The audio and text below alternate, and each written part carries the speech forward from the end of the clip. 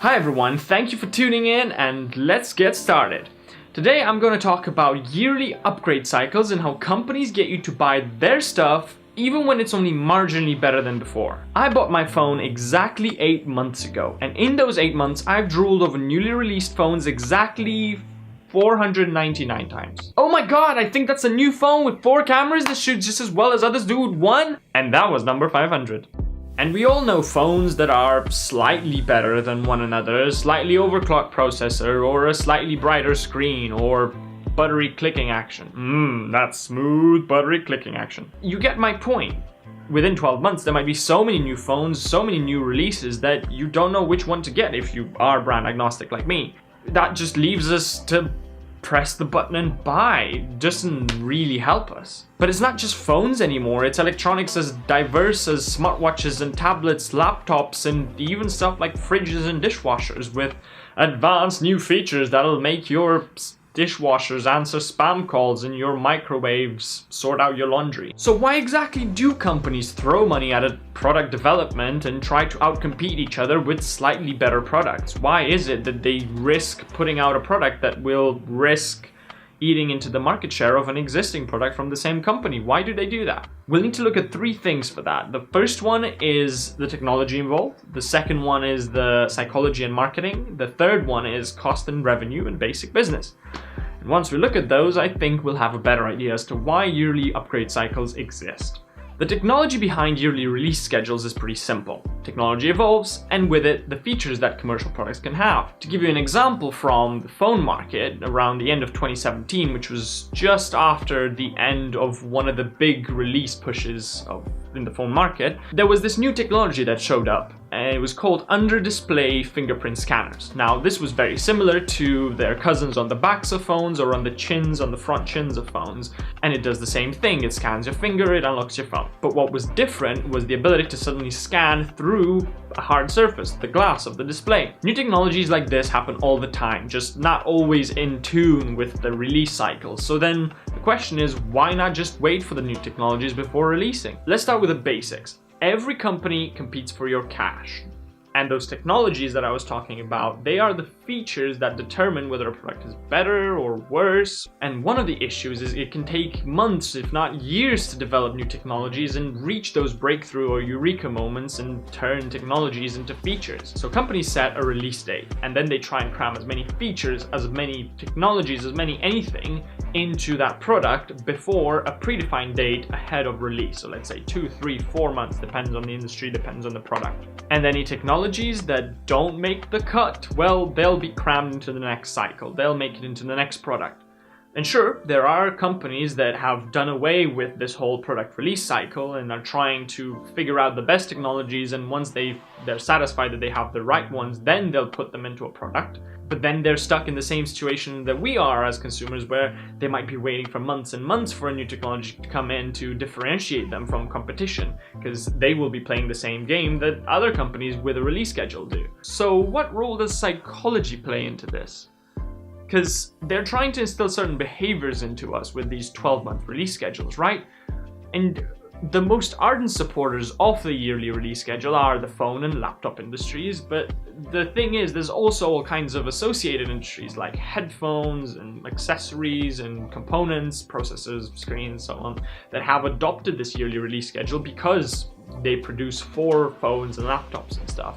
And these are the kind of things that the nerd in me is just going nuts over. The predictability and precision of this cycle means that you'll know when to get a newer, faster, sexier slab of metal and glass, and oh my god, this one looks really cool. Apple releases its new phones in September, Samsung in March or so, other phones might release it just before the holidays, and this brings me to my next point, the timing of releases. Usually around the holidays, if you look at when people spend most money on materialistic stuff, you'll notice that it's either about February till May or September till December. And that's because in the first part of the year, you've just recovered from your holiday spending so much on it. But also you start spending on new phones, new clothes, new you. In the latter end of the year, you have the university season, the school season, and in the latter end of the year, you have Black Friday, you have Christmas, and all of those holidays in the latter end of the year have huge marketing budgets. and expectations of gifts. And companies know that, so they'll be releasing their phones, their tablets, their laptops right around that time, just to time it to maximize your spending on it. But this ties into another element: brand loyalty. While there are heathens like me that will just jump around from brand to brand looking for specs, there are also people that are very loyal to certain brands. They'll be the Church of Apple and the cult of Samsung, and then you have Nikon and Canon and all kinds of duos and different competitions and different groups that will associate themselves with one brand rather than the other. This brings me to my next point. If companies know that they have a lot of brand loyalty, then they can create pent-up demand. They can delay the release cycle, and if it works just right, then they can actually increase sales. I mean, to give you an example, the iPhone 5S was released 13 months on rather than on a 12-month cycle, and it destroyed everything in sales. It sold like 9 million phones that week. But if they fail, like BlackBerry did... Wait, does anyone still remember BlackBerry? No? Didn't think so. BlackBerry released a phone late, and this was on purpose. This was because they thought that they could drive up demand by delaying the release of their phone. But they messed up one bit, and that bit was they forgot to introduce a working internet browser. It's not like that was the future or something. And because of that, they lost their market share to this little-known phone known as the iPhone 4. Anyone heard of that? And from a cost and revenue perspective to the general bread and butter of business, it makes sense too to do yearly release schedules because it guarantees you certain financial stability. You know when your money comes in. And there's a lot of talk these days about planned obsolescence and how companies might have designed products to fail within a certain time frame, say 18 months or 2 years, in order to guarantee that people upgrade and keep upgrading. And while it makes sense within a mature market, I think there's an easier explanation there, and it's just cost. The god of economics. Every company, even including premium brands, sure, they have more leeway in terms of what materials they can use and they can charge customers more, but even they are beholden to the law of cost. Keep cost down. And to do that, reasonably durable materials must be used.